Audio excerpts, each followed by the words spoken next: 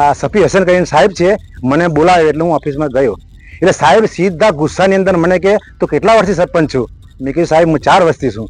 તાકે તું આ પોલીસની કેમ આડે તું આવું છું? મેં કીધું સાહેબ હું આવ્યો નહીં. તાકે તારું કોમ ગોમ સાફ કરવાનું છે અને તારે જો આ પોલીસની વચ્ચે જો કામગીરીની દખલ કરી તો તને અંદર કરી દઈશ. બાલાસિનોરમાં ચોરીના કેસમાં એક છોકરાને પોલીસે ગંભીર રીતના માર્યો, ઢોર માર્યો અને એના કારણે છોકરાની તબિયત ખૂબ ખરાબ થઈ.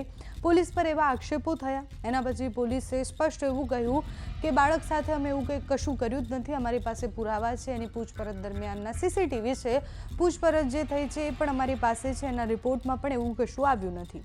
એ કેસમાં એક પછી એક જે પ્રતિક્રિયાઓ સામે આવી એમાં રાજકીય રીતના મુદ્દો આખો ખૂબ ગરમાયો હતો કે જેમાં ધવલસિંહ ઝાલા ત્યાં પહોંચે છે, પછી પોલીસને ખખડાવે છે. જિગ્નેશ મેવાણી પણ પોતાની પ્રતિક્રિયા આપતા એવું કહે છે કે પોલીસના પટ્ટા ઉતરવા જોઈએ, પોલીસ આટલી દાદાગીરી કેવી રીતના કરી શકે.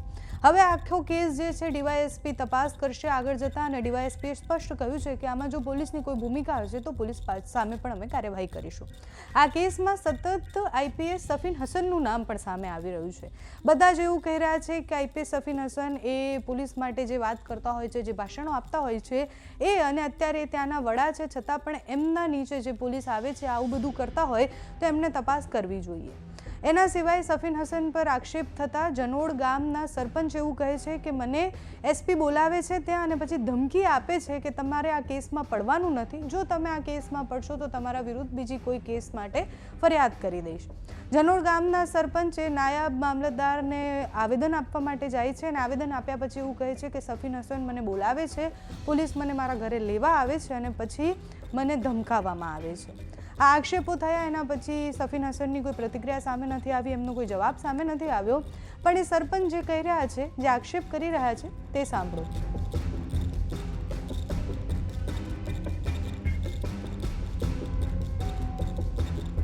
હું જનોડ ગામ સરપંચ બોલું છું કે તારીખ 31ના રોજ બપોરે મને દીવથી પોલીસ લેવા આવી મારા ઘેર અને મને કહે કે ટ્રસ્ટીઓ તમારા ચાવીની જરૂર છે, ટ્રસ્ટી તો દીવ બેઠા છે એટલે કે તમારે દીવ ચોકડી પોલીસ સ્ટેશન આવવું પડશે.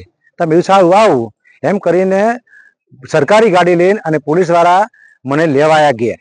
તો મને કીધું મને ગાડી લઈને કેમ લેવા આવ્યા? તમે લેવા નહીં આવ્યા પણ ખાલી આવ્યા છીએ. પણ મને ખબર પડી ગઈ કે આ લોકો મને લેવા જ આવ્યા છે, પણ સરપંચ તરીકે મને એને અંદર ના બેહાડ્યો. મને કે તમારે આગળ થવું પડશે. એટલે મેં સરપંચ તરીકે 2 બાઇક લઈને અને દેવ ચોકડી પહોંચ્યો. જેવો દેવ ચોકડી પહોંચ્યો એટલે ત્યાંના પીએસઆઈ જે મેડમ છે એમણે મને કીધું કે સરપંચ તમારે કે એસપી સાહેબ બોલાવે છે લુણાવાડા, એટલે તમારે આ તાત્કાલિક આવવું પડશે. મેં વિચાર કર્યો સાહેબ મને કેમ એસપી સાહેબ બોલાવે છે? મેં શું ગુનો કર્યો? મને એવું લાગ્યું કે ના કહેવાથી પીએસઆઈ મેડમ ખરો ને એ મને આજુબાજુના પોલીસ વાળાને ટોર્ચર કરી મને અંદર ગાડીની અંદર બેહાડવાની કોશિશ કરી. એટલે મને લાગ્યું કે મારો માનને હાનિ ના પહોંચે એટલે મેં મેડમને કીધું મેડમ હું મારી ગાડીમાં બેસતો નથી, હું સીધો બાઇક લઈને તમારી પાછળ કે આગળ આવું છું. તો સાહેબ મેડમ બોલ્યો કે તમારે અગાડી જવાનું છે અને અમે તમારી પાછળ આવીએ. એટલે પોલીસ સ્ટાફ સાથે પીઆઈ મેડમ અને એમનો સ્ટાફ સાથે મને મારી બાઇક આગળ કરાવી અને મારી પાછળ એ લોકો છેક લુણાવાડા સુધી આવ્યા. લુણાવાડા તો ઉતરી અને એસપી સાહેબની ઓફિસે મને લઈ ગયા. એસપી સાહેબ તો રૂબરૂ હતા, જે આ સફી હસન કરીને સાહેબ છે, મને બોલાવ્યો એટલે હું ઓફિસમાં ગયો.